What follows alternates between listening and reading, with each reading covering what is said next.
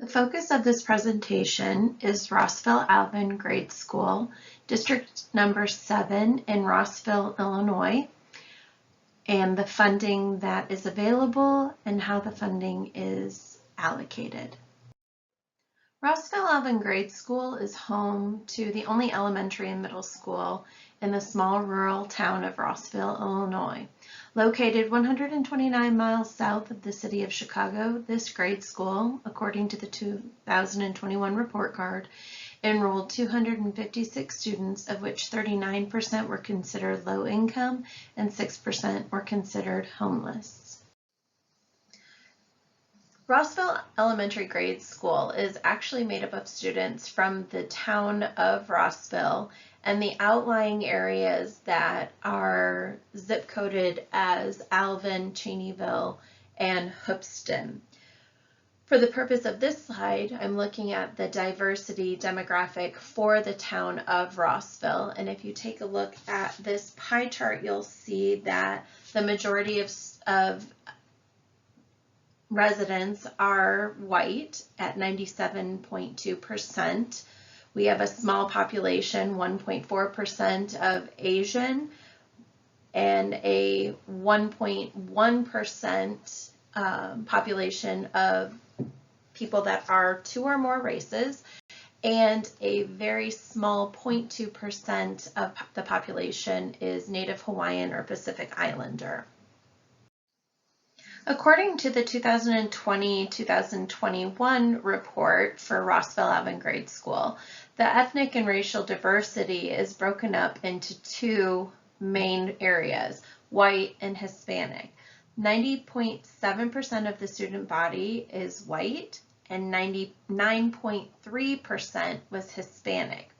Of the 9.3% that are Hispanic, all of them are English-speaking students and have English-speaking parents.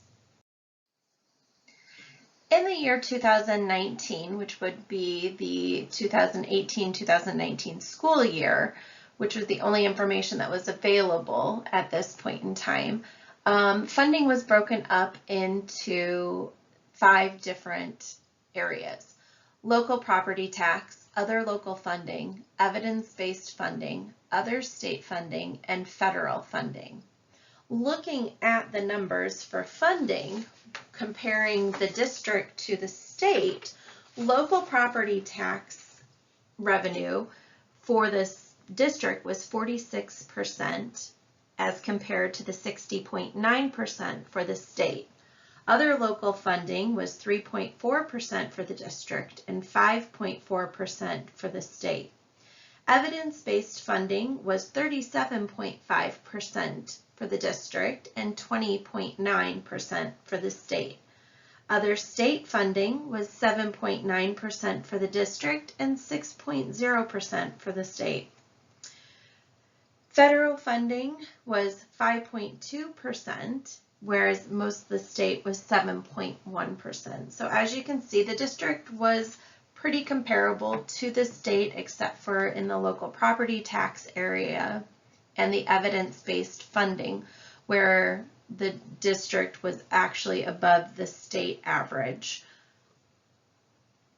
Looking at the Rossville demographic of having 37% low income, you can see why local property tax is probably below 50%.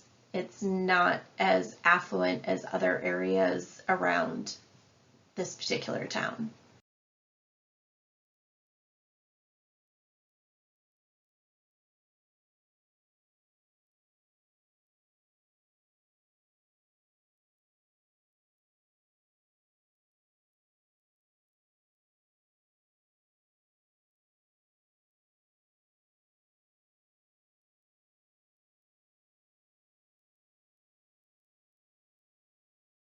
Looking at the information that was available for the school year of 2018-2019, looking at the budget per student in the district compared to the budget per student for average for the state.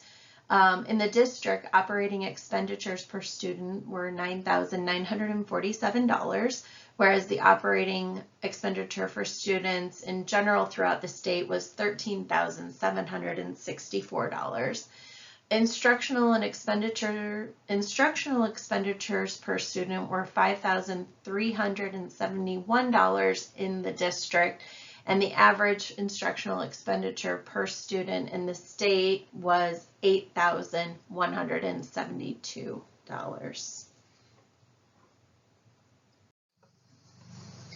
Through this course of study, we have looked at equity in education versus equality in education, and why equality does not mean that students are getting the equity in education. While District 7 funding is comparable to other districts within a 20-mile radius, the resounding fact is that educational inequity does exist. The great myth of education being the great equalizer has been proven over and over to be wrong, especially here in the United States. Students are being left behind due to poor funding or poor allocation of funding. Some students are not being provided a course of study that will offer them the best chance of being accepted at a college of their choice. Parents are forced to move in order to enroll their child in a public school that is part of a neighborhood, bus children to schools far away from their community, or enter lotteries for places in private academies and charter schools.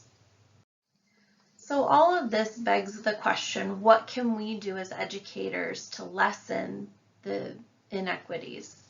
One of the things that we can do is educate ourselves about class and poverty, reject deficit theory and help students and colleagues unlearn the myths of poverty, instill a can-do mindset in students by creating lessons and providing materials that challenge them, make school involvement open to all families in their primary language, invite colleagues to observe our teaching for signs of class bias, and ensure materials are culturally appropriate.